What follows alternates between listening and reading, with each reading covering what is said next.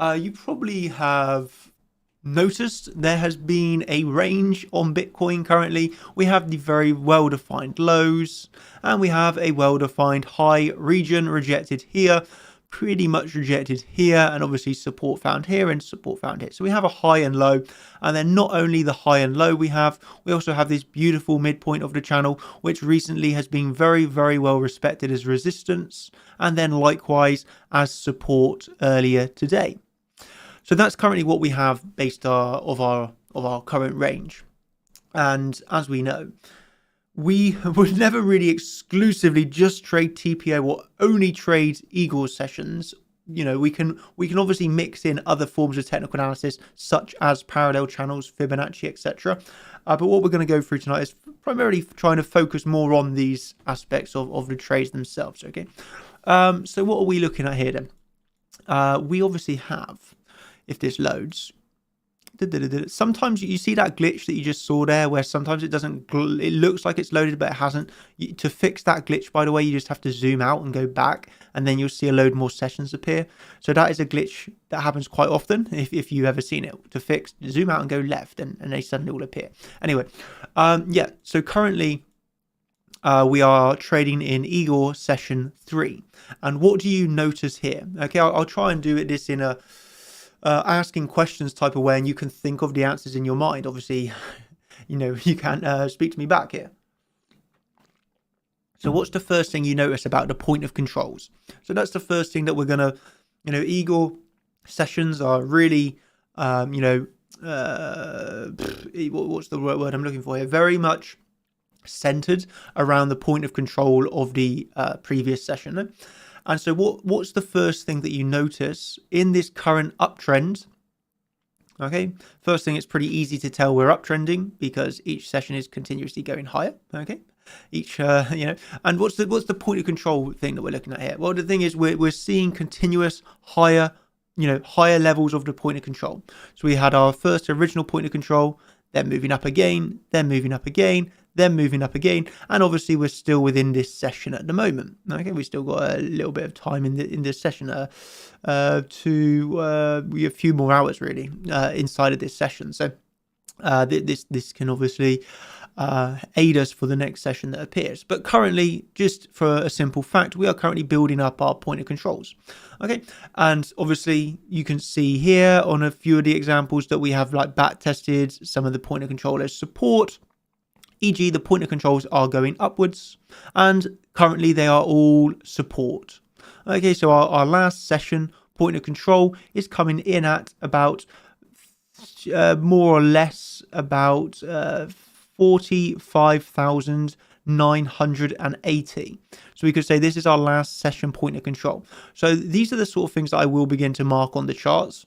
Well, I mean, personally, I'm at a level where I don't need to mark on the chart. Like, I don't need to do this because I can just remember the level. But, you know, to make things really, really obvious, I'll mark it on the chart. 45,980. Okay, so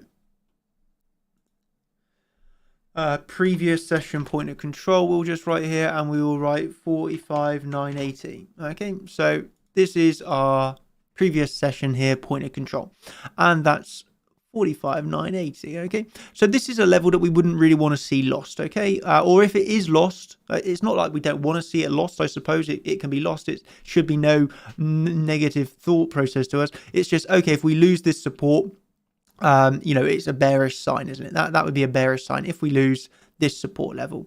It also coincides pretty nicely with obviously around these last lows that we've had, and obviously that middle of the channel. This whole little zone here is currently support. So that's the first thing that I would note out here. Previous session point of control, that's obviously from our Eagle session 2, so trading the majority of in the UK time, my morning. This is the majority of my morning, heading into the afternoon, of course. And then what's the next thing that I'll do here? I would actually merge. This might have been not something that I went through last week, but I would actually merge all of these profiles together here because this is our current uptrend. So obviously we put in the low down here, and we've gone 1, 2, 3, you know, 4, 5 sessions in total building upwards. So I would merge this one with this one, with this one, with this one, with this one. And we would call this, you know, you probably saw me doing this quite a bit during the Champions live streams recently. done a range point of control and then the uptrend point of control node. So of our current uptrend, I like to have this profile here, and this would give me my uptrend values. So of the uptrend, we obviously have now a uptrend value area high, point of control, value area low. Interestingly enough, actually, we have a really big, for me, this is interesting. So this is a very big high volume node. Arguably, you know, the next big level of support should we lose this POC here. And so I would 100% have to mark this one out because it's not a level I would actually remember. 45,480. So this is a really important level should we lose this. And I said here 45,480, no?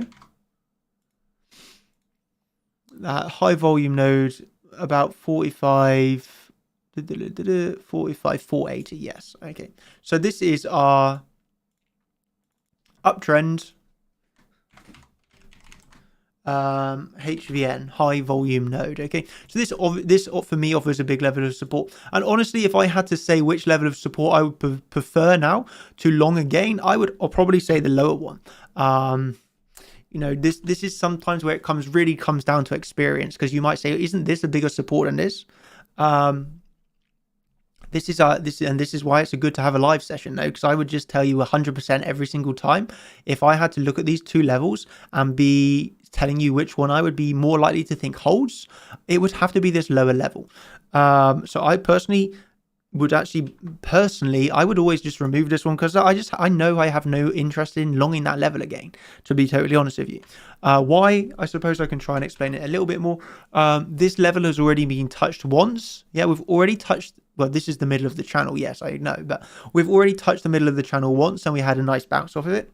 If we're coming down this low again, it means that we have broken through the CC, which obviously you see here, we touched the top of the CC here, really nice for another bounce. So if we're coming down to this point of control, we have lost the CC support. For me, it's pretty important. And I'm under the perspective, hey, this for me is no longer a nice trade. And I did long the back test of this channel earlier today. I'll explain why during this stream, I suppose. I did long this earlier today because it was a nice SR flip, and I'll explain it in a little bit later. But yeah, I definitely wouldn't long that back test again. So for me, I'm left with this nice level of support that I definitely would look to long. This is going to be in confluence with the CC. Okay, look at that. That was very close. I had been able to eyeball that. Yeah, we were very close to the CTC here. So this for me is a much better place already, that I'm thinking to myself, yeah, I'd much prefer to long that. We have the CC in there. We have the high volume node of the uptrend. Very nice. What I would also do now then is merge all of this trend, all of this range up here together. Okay, so we're trading in a lower range. We had a nice impulse up on the early morning of the 9th of August. Okay, so 9th of August is here. We were in a range, so we can say we were range bound here. We had some lows, we had some highs, and then we broke out of the range here on the 9th of August.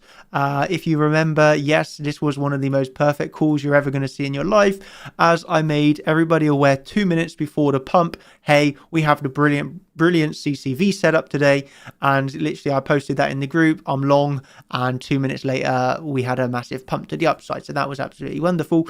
And obviously though, that has now given us a new range. So the second thing I would do here is merge all of this together. Okay, so the current uptrend is still within this larger range. So merge, and you might think, why are you merging this again? Because I'm going to actually take into this volume, and the reason I'm going to merge it into this profile, even though it has some trading down here, is because the point of control is still within this value area, and the value area itself, basically the point of control and all of the volume is contained within that range. Although it has all of this outside of the range, all the volume is in the top half. So this is good enough for me to merge it. And you don't see, it didn't really make much difference anyway, but I want to include that volume here. So yeah, we can now look at the point of control of this range, 45,980. So that actually was the level that we just removed now. Let me just double check. I'm gonna have to go back. 45,980. Yeah, so actually the uptrend point of control is the range point of control, 45,980. So we can actually rename this to range. This is the range point of control, to be fair.